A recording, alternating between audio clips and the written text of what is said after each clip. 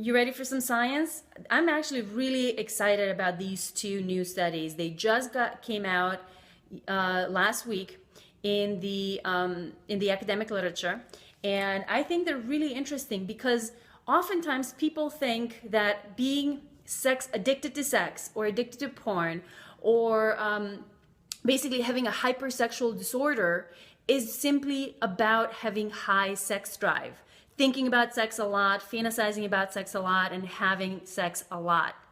Well, turns out it isn't. It really isn't. So let me tell you about these studies. Again, if you think other people should see or hear this, invite your followers. So these two studies were published by the same group of people, and you can find both of them on my Instagram. It's going to be one of the most recent Instagram posts. It's going to be one of my most recent Twitter posts. So you can find links to these studies on Twitter and my Instagram and Twitter, Dr. Zhana, DRZHANA, just like my Periscope. Now, what they did is they collected a large sample of over 2,000 men and 2,000 women from Croatia. It's a small country, well, small. It's a relatively small country, small compared to the U.S. in Eastern Europe. Actually, it used to be part of Yugoslavia, which used to be where my country, Macedonia, used to be a part of. It's a lot of used to be's. They're all independent countries now, and anyway, yeah, they have a very large sample. Unfortunately, it's not representative. They got it off of Facebook and various like listservs. I think the Croatian Cosmo was involved to recruit the women. So it's certainly not nationally representative by any means, but it is a large sample of about 2,000 men and 2,000 women. And their age is not your usual typical, college student age. The average age was 35 for both men and women. So here's what they did. They did something very interesting that no other study has done. They asked people to just rate how much they think about sex. They said, in a typical week, how strong is your desire for sexual activities, from non-existent to extremely intense? And also, how much time do you spend in a typical day thinking about sexual fantasies, sexual urges, and sexual behaviors? And that was a scale of like 0 to 15 minutes to 4 or more hours. So these questions were just like your general sex drive questions. Basically, how strong are your desires? How much time do you spend thinking about or having sex? So there's no disorder there, there's no, compulsion, there's no necessarily a problem. It's just a question of how strong are your desires, how high is your sex drive. So those people who responded, very strong, basically they were scales of 0 to 10, and those who responded 10 on both of those were classified as having very high sex drive. They were the high sex drive group. And about 4% of the men, so I'm talking just about the men right now, 4% of the men fell into this category of people who think about sex a lot and spend a lot of time very strongly, intensely. So that was just the sex drive group. Now they created a different group of people who took what is called the Hypersexual Disorder inventory. And that is a scale that is supposed to, assess whether you have some problems with your sexual behavior. So they ask questions like, I use sexual fantasies and behaviors to avoid, put off, or cope with stresses and other difficult problems, to cope with, difficult feelings. I've tried to reduce my sexual behaviors unsuccessfully.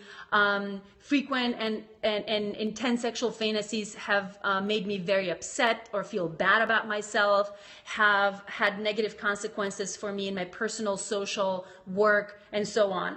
So people rated themselves on basically these questions of whether their sexual behavior made them feel bad about themselves, or they were using them to cope in some way, or ended up, yeah, it's kind of like a sexual addiction scale. Yeah, there's several of these scales, and they actually used two in this. One was the hypersexual disorder inventory. The other one was another scale called the hypersexual behavioral consequences scale.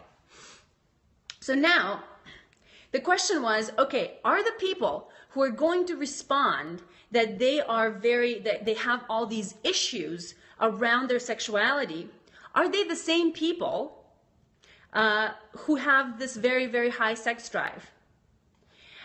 Among the men, 3% of the men were classified as having a hypersexual disorder, and about 4% of men were classified as having very high sex drive. The overlap between the groups that were defined with very high sex drive and hypersexual disorder was almost non-existent.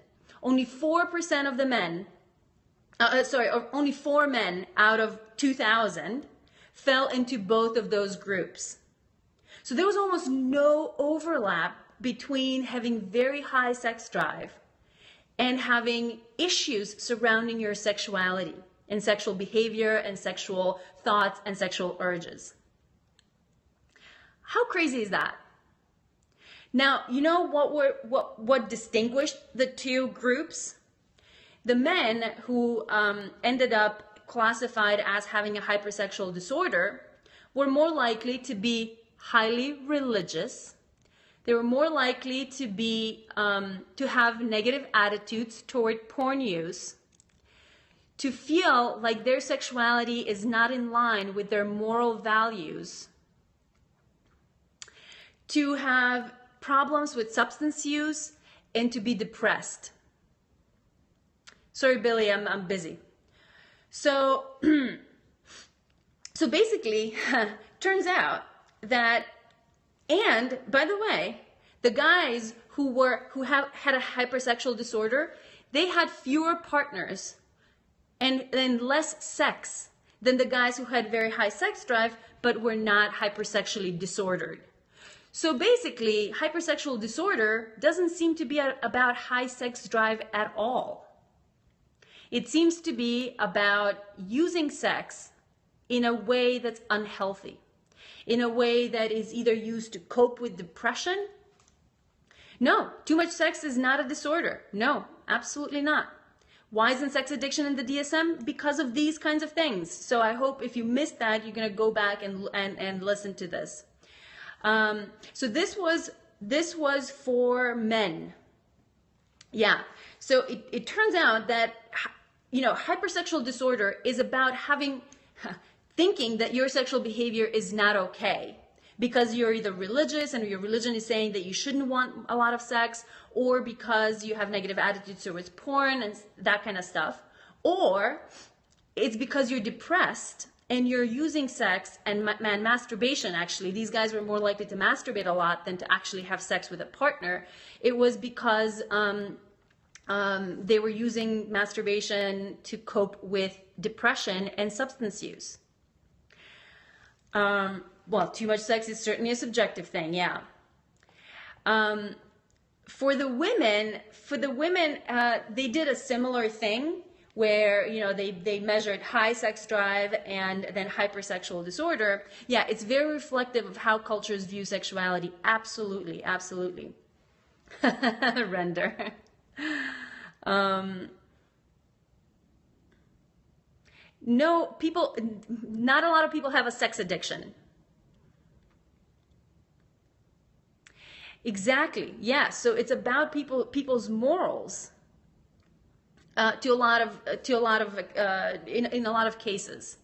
Yeah. So if you have a high sex drive and you feel like, you know, your sexuality is fine, and you find partners that are, you know, supportive of your lifestyle, and you have values that support your high sex drive, then it doesn't seem like you're going to have a problem with it. And you live in a sex positive sort of world and an environment which is not going to penalize you for being very sexual, Where's the highest when you need her? You think you're a perv? I mean, I don't know. Define perv, really. So yeah, that's what I wanted to tell you. That's penalize. Rob, yeah, I mean, having a regular partner, having, whether, a spouse or a regular girlfriend, boyfriend, that is certainly a plus that you can get regular sex. Is there something wrong with wanting to show my body to strangers? No, not necessarily. Unless you're doing it to unsuspecting strangers. Yeah, it's perfectly okay to be very sexual. Absolutely. Nothing wrong with that. So if you have no morality, you have no sexual compulsivity. Well, it depends. Again, it's not necessarily about sexual compulsivity. It's about people's sexuality not being in line with their morals. You're not, Leslie, not having morals is a very loaded thing to say. You can have morals which say, it's okay for me to have as much sex as I want to have with as many people as I want to have, as long as I'm not harming anyone in that process. Those are morals. So if you're drinking or doing drugs to numb the issues, that's the adverse of what you were saying? No, it's not. No, it was the people who thought that their sexuality was not in line with their morals. No, I know. I want to make sure you understand what I'm saying, and I want to make sure that I'm not saying something that people are misunderstanding. So what the study was finding was that if you think that your high sexual thoughts or behaviors are not in line with your morals, if your morality is saying you should not think about sex 3 times a day, or you should not masturbate 5 times a day, or whatever your morals are saying, if your sexual behaviors and thoughts and fantasies are more than that, that's when you feel like you have a hypersexual disorder. That's when you feel like you have all these negative outcomes from your sexual behavior, even if your sexual behavior is not particularly high, which happens to be the case. These guys are actually having less sex than the guys who have just high sex drive and don't find that their behavior and thoughts are not in line with who they are. Billy, you know what I want from you. Well, K Dealer, I'm glad you found me too. I hope you stick around. So yeah, we have Sluts Unite. Yes, indeed. Does it really seem like I'm gonna show you boobs, dude? Ugh. Where am I getting my info from? This is, if you go on my Twitter or my Instagram, you will find links to these studies. These are studies that just got published in the Archives of Sexual Behavior, one of them. No, sorry, the Journal of Sex Research, and the other one is in the Journal of Sex and Marital Therapy. These both just came out last week. Yeah, so things that I say, I'm a sex scientist, I'm a researcher, I study sexuality, I study casual sex, non-monogamy, sexual orientation, and this is one of my regular scopes where I tell you about a new study, or new studies in this case, that just got published on a regular, in the academic literature. Patty, yes, that's very normal. The sex drive can fluctuate, but your sort of morals of what you think is acceptable and not acceptable remains fairly stable over time. That's a good question. Why girls referred to as sluts while guys with sex drive are high sex drive are applauded? Because we have a double standard society. However, we can change that. All of us can change that. Just start owning. If you are a highly sexual woman, own that, and don't shame your highly sexual female friends and sisters and girlfriends. Jacob, thank you. Yes, exactly. Empowerment coach. I teach you owning your sexuality. Girls put down girls more than guys. Actually, both happen at the same time. Both happen. Men put down women for being too slutty, and women put down women for being too slutty. Both happen. Yeah. So we all have a responsibility to change that. You're jealous of sluts. I mean, you know, wherever you are, wherever your sex drive and interest is, own it and work with it. Oh, awesome. The lifestyle kidney. Yeah, let me know when you do that.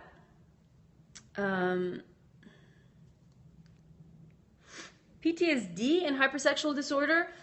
No, actually, in both of those in these studies, there was no difference in how often these groups had any kind of psychiatric treatment. You promise to be sluttier. No, no, no, please don't. If you're being slutty is something that, you know, you either are or aren't, and it's neither good nor bad. It's just who you are. So, Chad, it depends. Is there any way to increase a woman's sexual appetite? Sure, just like there's a way to increase men's sexual appetite. Please don't promise to be sluttier on my account, okay? Only if you want that. So, yeah.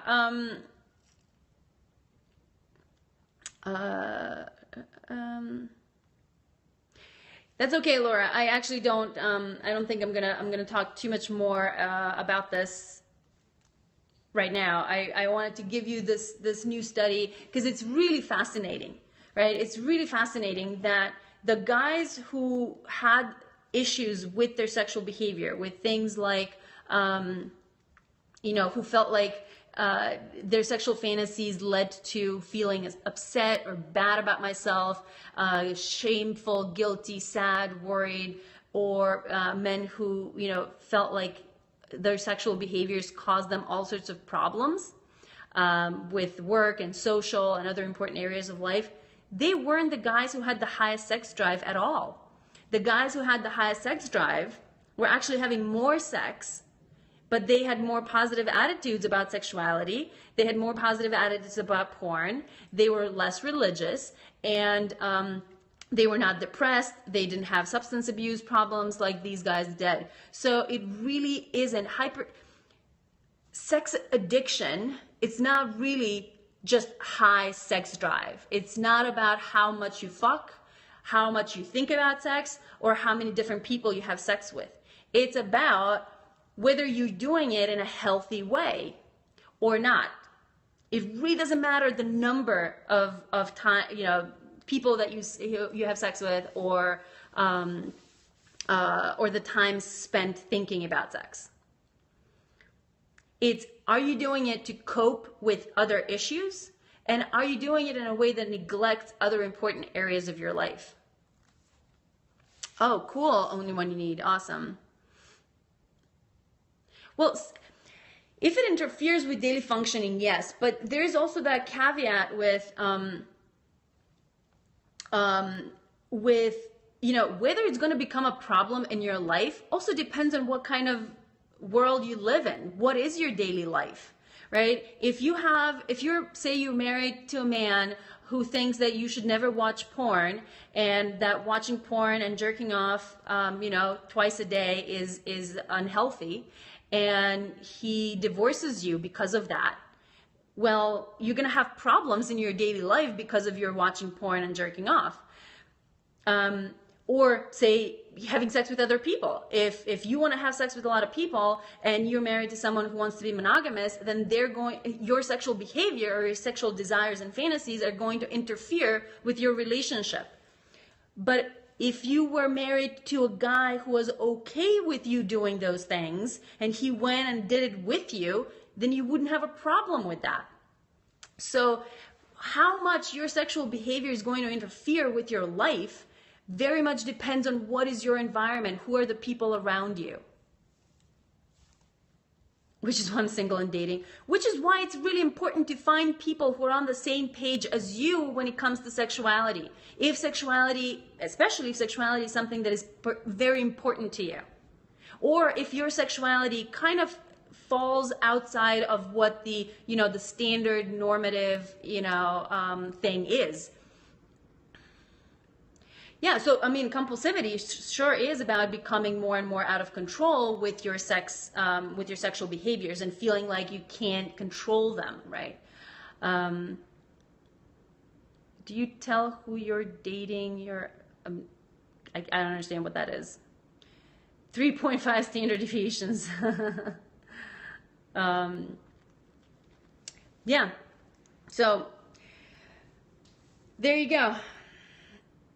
Yes, so this there was a separate study that got published for women, and they did slightly different things. And for the women, I forgot to tell you about the women, but for the women,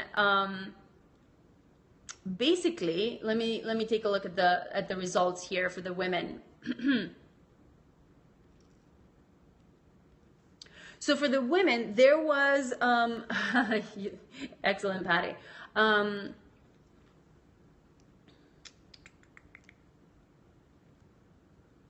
So for the women, those who were very high on sex drive but did not have hypersexual disorder issues, they were actually the most sexually active. They were having the most sex, not just the most thoughts about sex, but they were actually having the most sex. They were watching porn the most. They were masturbating the most, and they were having sex most often. But they had better sexual functioning, higher sexual satisfaction, fewer negative behavioral consequences, and what else? Yeah, just they were happier with their sex lives than the women who had who classified for hypersexual disorder. Lady wants sex, lady can find sex. True. So they did not find, for the women, there was no relationship with religiosity, unlike with the men. And it doesn't seem like they looked at all these other things that they looked at in the guys, with porn use and morality and all of those other things, and substance use and depression. They did not report on all of those things. So I find the study for the women not as striking and interesting.